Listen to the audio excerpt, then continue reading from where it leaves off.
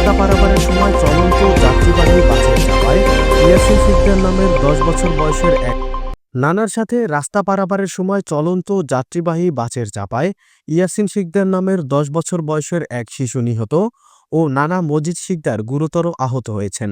মঙ্গলবার দিবাগত রাত ৮টার দিকে ঢাকা-বরিশাল মহাসড়কের গৌরনদী উপজেলার বাটাজোর বাসস্ট্যান্ডে এই দুর্ঘটনা ঘটে।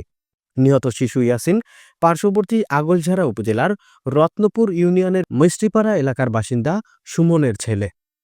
দুর্ঘটনার পরপরই ঘাতক বাসটি আটক করে ভাঙচুর করে আগুন ধরিয়ে দিয়েছে স্থানীয় উত্তেজিত জনতা।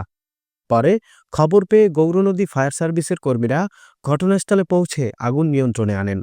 গৌরনদী হাইওয়ে থানার ওসি মোহাম্মদ আমিনুর রহমান জানান, শিশু ইয়াসিন তার নানা মজিদ শিকদারের সাথে রাস্তা পারাপার হচ্ছিল। এ সময় বরিশালগামী হাওলাদার নামের এক লোকাল বাস বেপরোয়া গতিতে যাওয়ার সময় পথচারী শিশু ইয়াসিন ও তার নানাকে ধাক্কা দেয়। এতে ঘটনাস্থলে শিশু নিহত ও তার নানা গুরুতর আহত হয়।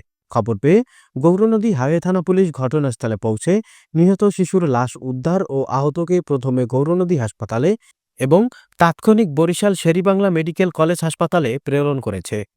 অপরদিকে একই রাতে দক্ষিণ বাটাজোর এলাকায় কিংস পরিবহন ও পিকআপ ভ্যানের মুখোমুখি সংঘর্ষে ৩ জন আহত হয়েছেন। আহতদের উদ্ধার করে হাসপাতালে পাঠিয়েছেন গৌরনদী ফায়ার সার্ভিসের সদস্যরা।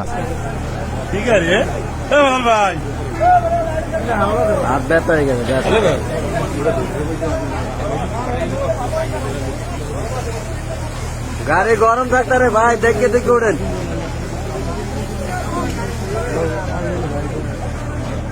গাড়ি গরম থাকতে রে ভাই, দেখে দেখে ওঠেন।